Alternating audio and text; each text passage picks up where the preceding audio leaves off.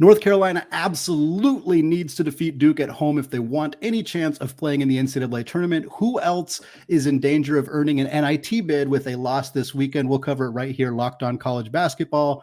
Don't go away. You are Locked On College Basketball, part of the Locked On Podcast Network. Your team every day.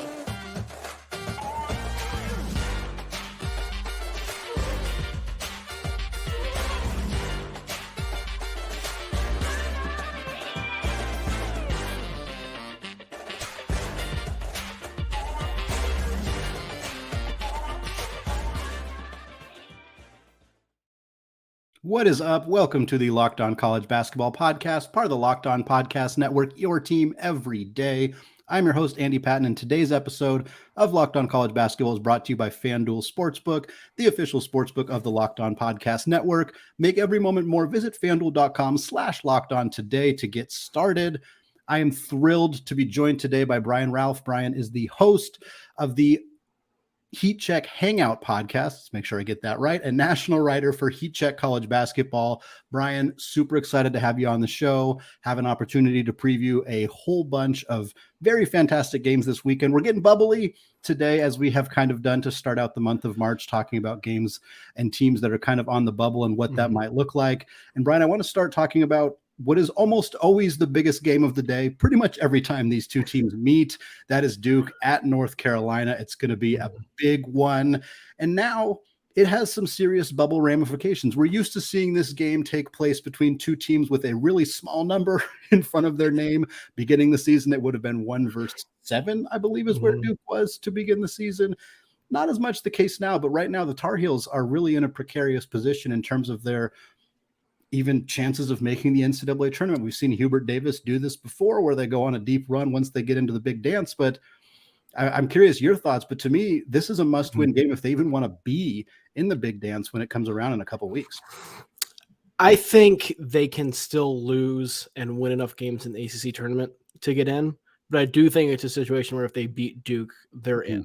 Yep. UNC is right on that cut line, and UNC is going to get the benefit of the doubt because they are UNC, right? Slide them in the first 4 in Dayton, do whatever. The committee won't say that they're doing it for brand name and ratings and stuff, but UNC is going to get the benefit of the doubt. I think if they beat Duke, they're in. If not, have some work to do in the ACC tournament.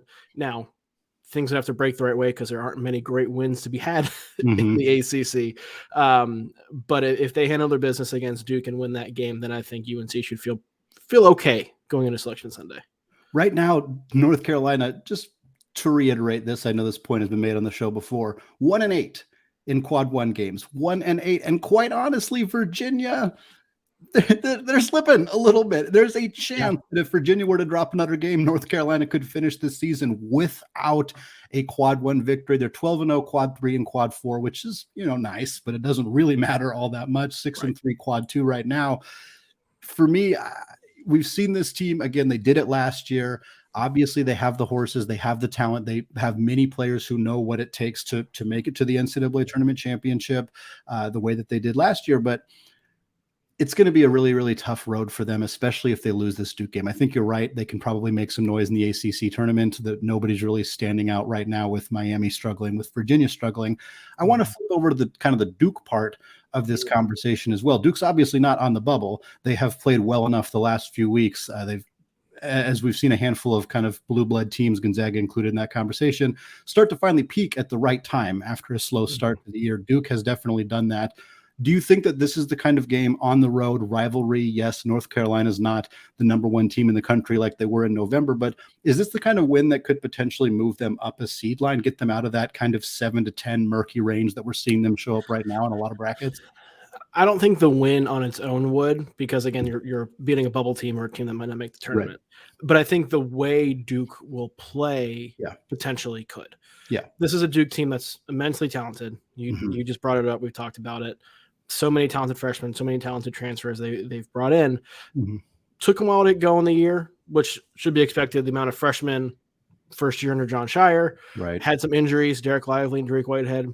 And the injury bug has plagued them, both Whitehead and Lively and pretty much the rest of the team throughout much of the season. So we haven't seen them at full strength. They have shown flashes, but then somebody else gets hurt or somebody misses time, and we haven't seen them peak. Now, like, we're out of time. So like this is who you're going to be. And luckily for Duke, they're relatively healthy. I think they're as healthy as they've been all season. They've had some time with most of their core pieces playing in the roles they're going to play down the stretch here. Now is the time where they turn it on.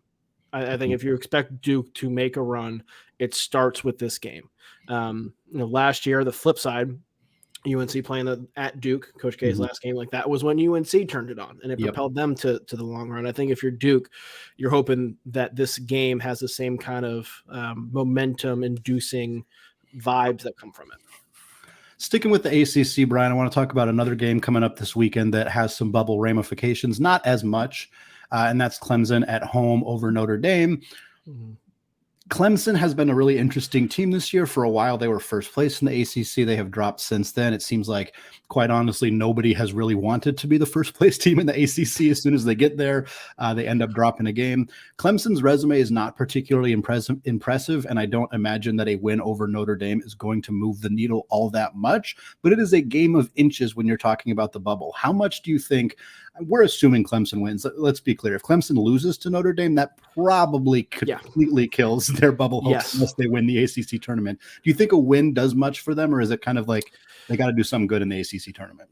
No, they have to do something good in the ACC tournament. I think you consider conferences to be in two different situations right now, where either you have the opportunity to pick up a good win, like pretty much any game in the Big 12, or it's just avoiding landmines, which is typically reserved for mid-majors and one-bid leagues. But like this is a landmine for Clemson. It's a no-win situation. Either you handle your business, you still have work to do in the ACC tournament, or it blows up in your face and you have to then win the ACC tournament. Like it's a no-win situation. You just have to go in and handle your business. They put themselves in this position with the slide they've been on over the last month. But it's a must win because it's a can't lose. Certainly the net rankings are not gospel with regards to a team's NCAA tournament hopes, but Clemson is at 64th right now. Definitely not a spot you want to be if you're hoping to get one of those at-large spots in the big dance. Brian, I want to move on, talk about the SEC now before we get into the second segment. A couple big bubbly-ish games in the SEC. The first one is Auburn. Obviously, that loss to Alabama. Bruce Pearl was pretty darn unhappy about it. He did not pull a lot of punches there and how he felt, but at the end of the day, the Tigers blew a lead. They should have beat Alabama. They didn't beat Alabama. Now they're in a position where their resume continues to dip, continues to slide to the point where they're not safe. They're not secure right now. They got a Tennessee team coming up, a Tennessee team without Zakai Zeigler. He's out with an ACL injury, really devastating loss for Rick Barnes and the Vols. But now this feels to me, at least, like it's maybe a must-win game. Again, if Auburn loses this game, makes a run in the SEC tournament, things probably change a little bit. But feels like Auburn kind of, if you lose to a Tennessee team without Zakai Zeigler, I think that your resume is going to be really, really precarious. It is, and a loss, I think, would leave them at the mercy of other bubble teams. Yeah, right. Because there are so many teams around. So many teams around the country, like let's say UNC takes care of business. Suddenly, that's a spot that Auburn has to worry about now because there's one less, right? You start looking around the country and scoreboard watching as opposed to just feeling confident in what you're doing. There will be opportunities for Auburn to get those kind of wins in the SEC tournament as long as they don't lose in their first round matchup. But this is a golden opportunity because Tennessee doesn't have Zakai Zeigler. Right. And he is so instrumental to what they do on both ends of the court with his quickness and just activity. He would have really frustrated and has frustrated Auburn's guards in the past. If you're Auburn, you got to take advantage of it. Like if you are going to be the team we thought or people thought Auburn was a month ago, you win this game. Worth pointing out, Tennessee, without Zakai Zeigler, he was injured, I think, 3 minutes or so into the game against Arkansas. They still won. So this is still a pretty darn good team, even without Zeigler. And they're taking on Kentucky on Saturday. And that, to me, is an interesting game. It's not a bubble game necessarily. I think both these teams are fairly safe. But Kentucky did just lose to Vanderbilt, a game that we on this podcast kind of glossed over because we didn't think it was going to be an issue. Of course, that came back to bite us. Kentucky loses to Vanderbilt. If they lose 2 in a row, you got to start to wonder, again, probably not in danger of missing the tournament altogether, but they're going to fall back into that really ugly 8-9 seed situation, which I'm sure John Calipari and co really don't want to be. For Arkansas, a loss here gets them 8-10 in SEC play. That's pretty hideous, but we know the story for Arkansas this year has been the massive injuries. The committee takes that stuff into account.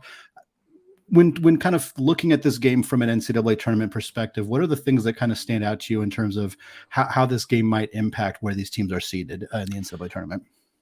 Nick Smith's impact is going to be the biggest thing for me, both when it comes to us filling out our brackets and how far we want to put Arkansas, but also the committee takes injuries into account when they are seeding teams and making selections or anything like that.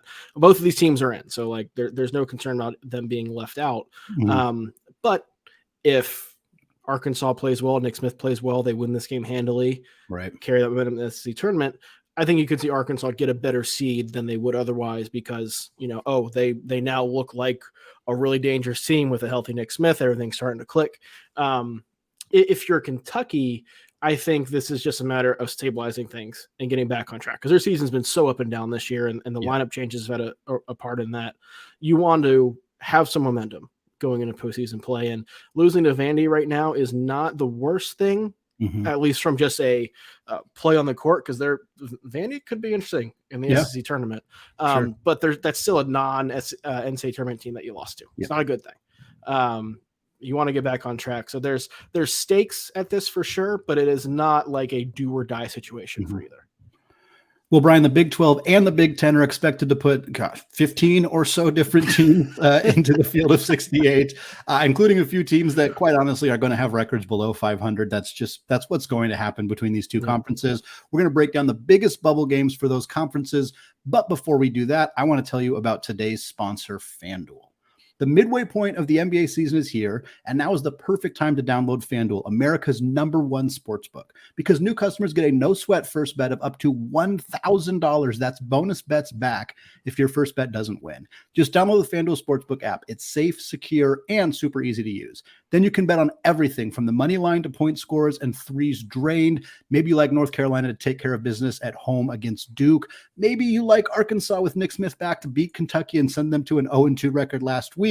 Regardless, FanDuel even lets you combine your bets for a chance at a bigger payout with a same-game parlay. So don't miss the chance to get your no-sweat first bet of up to $1,000 in bonus bets when you go to FanDuel.com/lockedon. That's FanDuel.com/lockedon to learn more. Make every moment more with FanDuel, the official sports betting partner of the NBA. All right, Brian, Big 12, Big 10 action here coming up.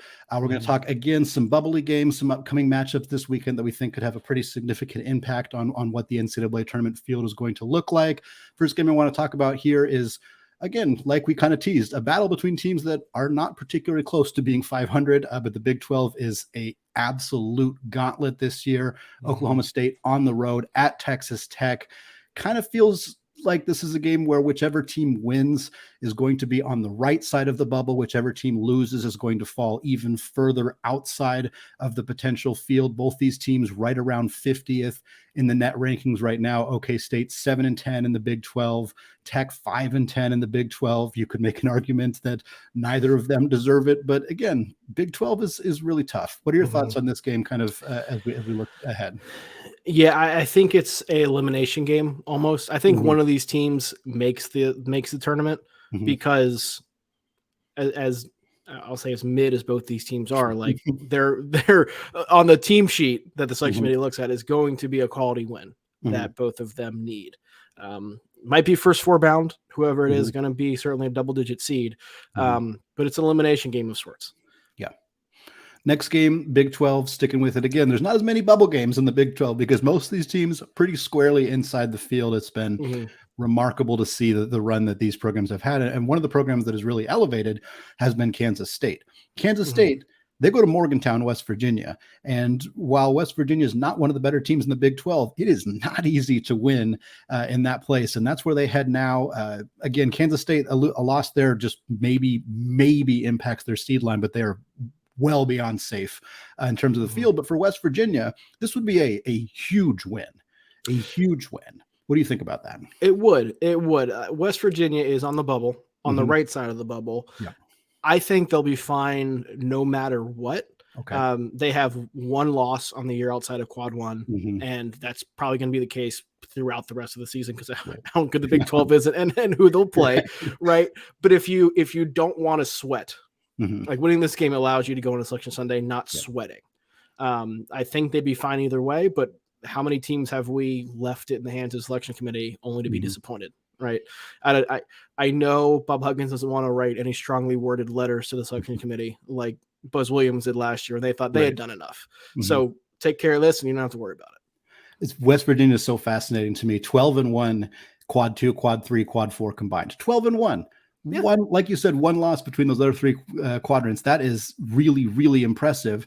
But you look at their overall record, and I think a lot of people are going to kind of, wrinkle their nose at it a little bit of like, what is this team even doing in consideration? But 24th in net right now, this is a really, really solid squad. If they can take care of business here, I think that's a really, really nice one. But like you said, they might be in the field anyway. And I think some fan bases are probably going to see, oh, we're playing a team that went 7-11 in Big 12. Like, we're going to take care of business. You if a team went 7-11 in the Big 12. Exactly. Yeah, that's a pretty darn good record in that conference. All right, Brian, we're going to move on to the Big 10 here. I want to talk about the conference that has historically not performed particularly well in the NCAA tournament. Obviously has been kind of led by Purdue for most of the season. Purdue has fallen off as we've gotten into March. Indiana kind of took some dips as we got into March. It's starting to look like, is this going to be another year where the Big 10 isn't able to make a lot of noise, but they're still going to put a lot of teams in the NCAA tournament. One of those teams that's competing for one of those spots is Penn State. They host Maryland this weekend. Kind of the same question I've been asking you about a lot of these games, Brian. Does this feel like a must-win game for Penn State if they want to make it into the field? Yes. If they want to make it in the field and not win the Big Ten tournament, then yes, they have to win this game. It would not have been if they held on to that 19-point lead they had against Rutgers the other day. But now that they don't have that, they need to find it somewhere. And this is, I think, a golden opportunity for them.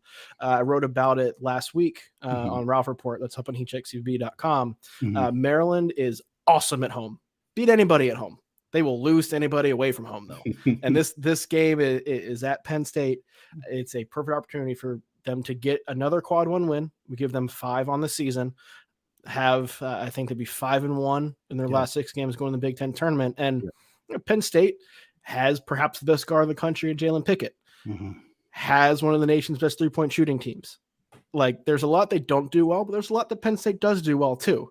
To me, if Penn State takes care of business and finds a way to get in, like, they're a potentially dangerous low seed because of the things they do well, because they have a guy like Jalen Pickett. So for me, selfishly, I'm hoping they get in because I want to see Jalen Pickett in this style in a one game do or die situation, but they have to beat Maryland for that to happen. It's not going to happen unless they win the Big Ten tournament if they lose.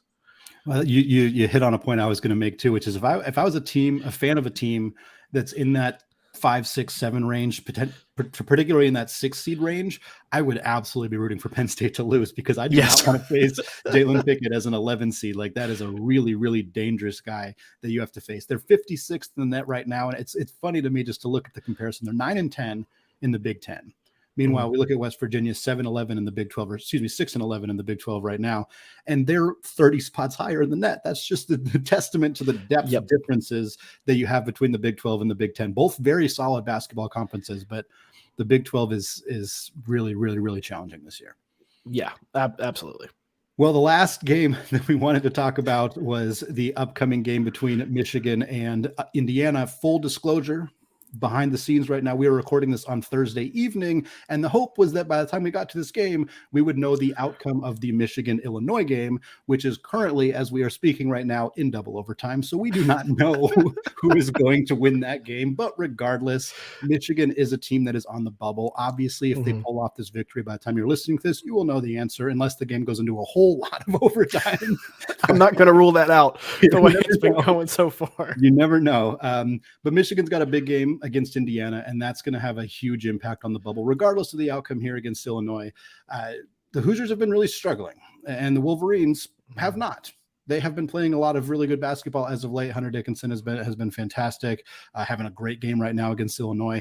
And Indiana won this one the last time these two teams played, but it was very, very close. It was a 1-point game.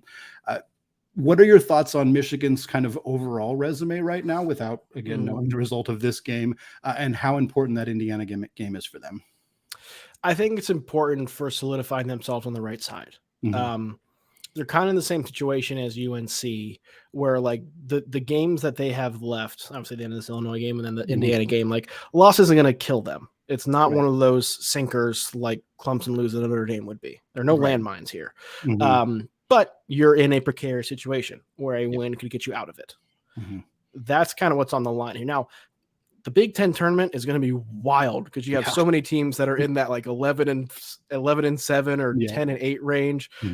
So the way Michigan's been playing and the pedigree, what they've shown around this time of year under Juwan Howard, I would not rule out them making a long run in the Big Ten tournament and beating teams that they need to beat to get off the bubble.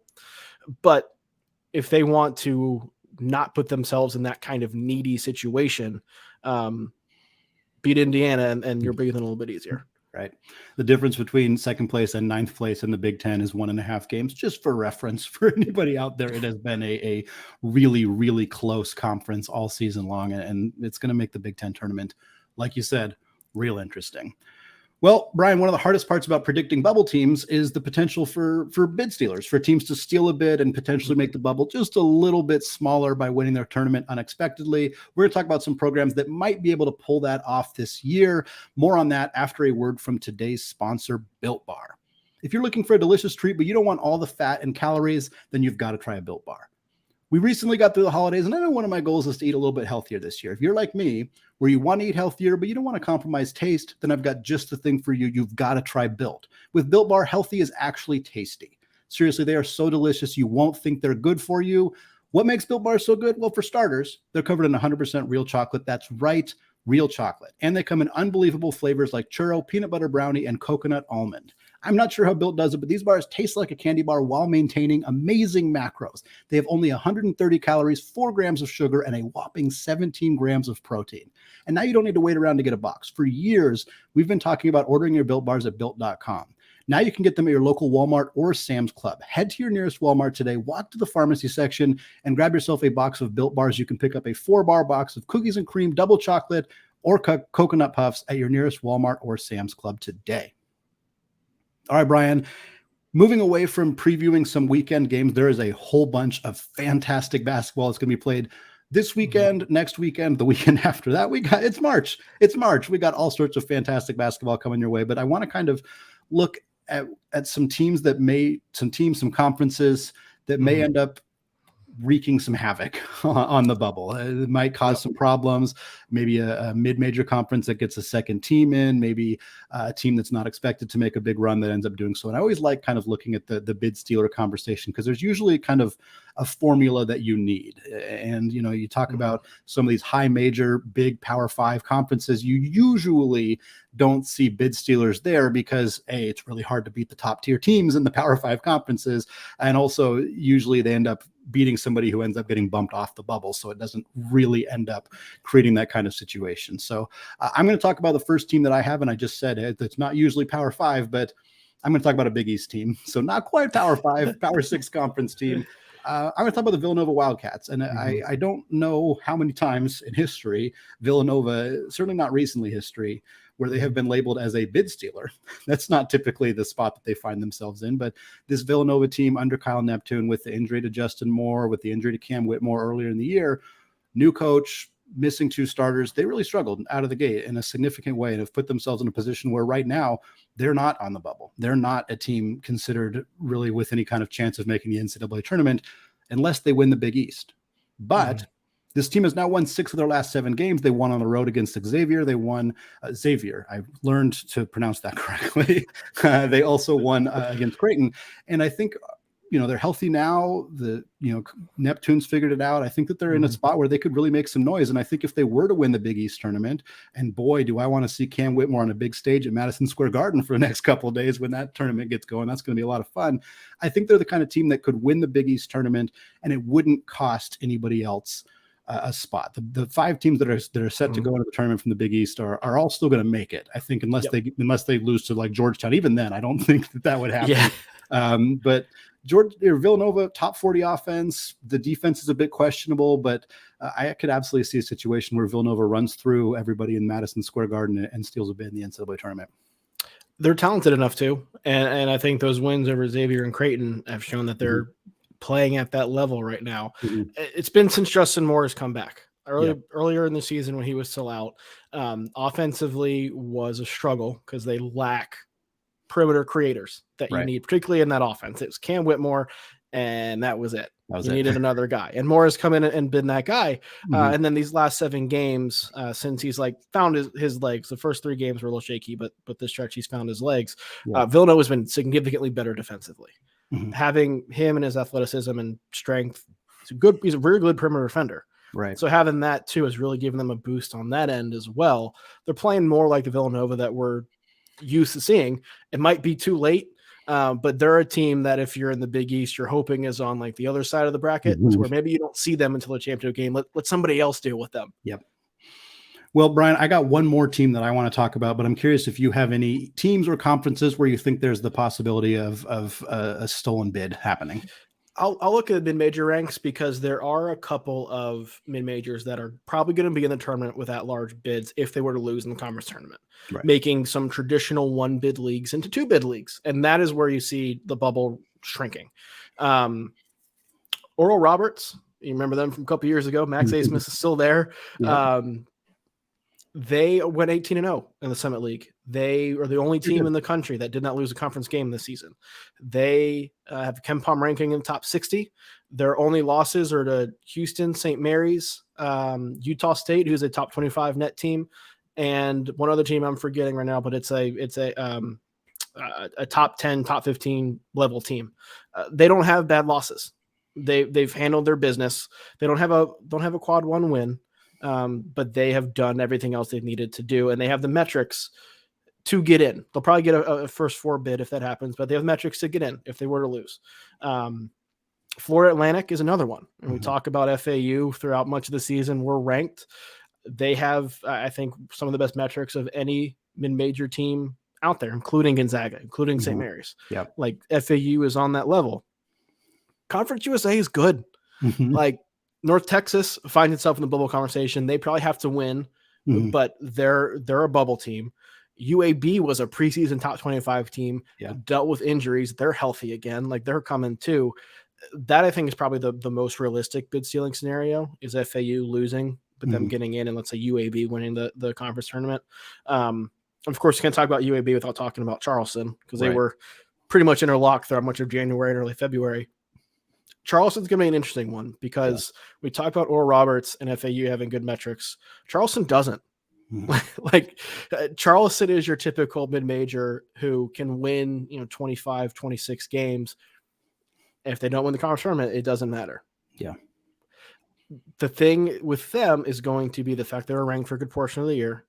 The fact that they have wins over some brand names, like Virginia Tech, teams that were supposed to be good that ended up not being good. Right.